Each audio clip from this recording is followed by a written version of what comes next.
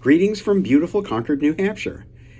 New England has the highest transmission rates in the country, and they will likely stay that way thanks to projected investments in so-called asset condition projects. Now, when we talk about transmission, we mean the bulk power transmission system that we use to move power around our region at high voltage. The transmission grid is planned and operated by our regional transmission organization, ISO New England. It's owned and built by utilities, chiefly Eversource and National Grid, and it's regulated by the Federal Energy Regulatory Commission, or FERC, under the Federal Power Act. The Federal Power Act says transmission rates have to be just and reasonable. Are New England's transmission rates just and reasonable? Well, it's hard to say, thanks to these asset condition projects. When the transmission grid needs some entirely new facilities for reasons of reliability, economics, or public policy, that kind of expansion is subject to a pretty rigorous planning process overseen by ISO New England. But that's not true when one of the transmission-owning utilities decides it needs to rebuild or upgrade existing facilities. It is these projects that fall into the category known as asset condition. These asset condition projects get discussed by a body known as the Planning Advisory Committee, or PAC. Though the PAC is run and convened by ISO New England, it's really set up as a conversation among the transmission-owning utilities themselves.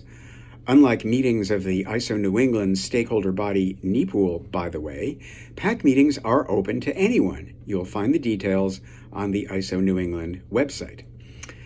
The PAC talks about asset condition projects, but it doesn't have the authority to approve or reject them. In fact, these projects receive little or no regulatory oversight or public scrutiny. While the Reliability Committee of NEPOOL does review asset condition projects, it only votes on the reliability-related impacts of these projects and whether to recommend that the ISO spread the costs around the region.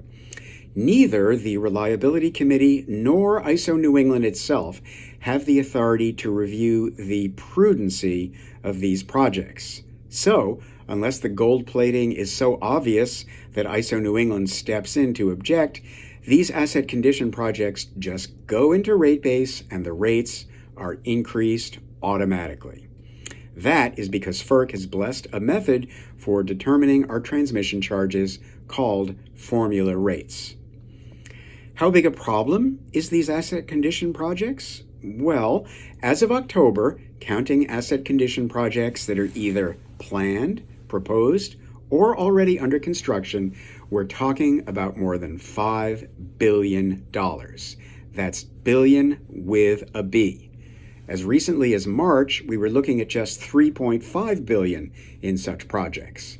Yep, that's a 30% increase in asset condition projects in just the last 6 months. Now, here's a point of comparison that might be of interest. In the draft edition of the 2023 Regional System Plan, ISO New England identifies transmission reliability upgrade projects that are proposed, planned, or under construction in the amount of $1.5 billion. What an astonishing contrast that is.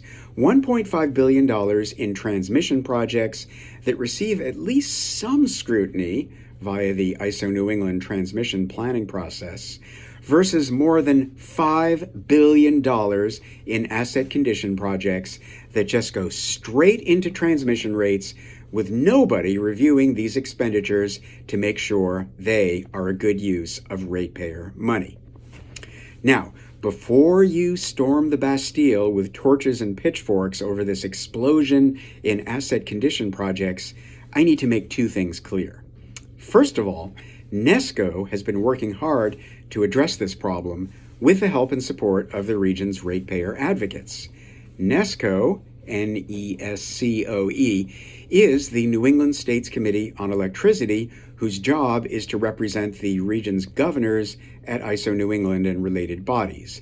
NESCO has been urging the region's transmission-owning utilities to agree to reform the process for reviewing and approving asset condition projects. Those discussions, playing out at the Planning Advisory Committee, are coming to a head in the waning days of 2023, so stay tuned. Secondly, I am not accusing New England's transmission-owning utilities of stealing $5 billion from ratepayers by building asset condition projects and plugging them straight into transmission rates. Some of these asset condition projects, maybe even all of them, actually need to be built. We expect our transmission owners to maintain and upgrade their existing facilities. That's a big part of what keeps the lights on. The issue really is one of public accountability. Ratepayers deserve to know their transmission dollars are being spent wisely.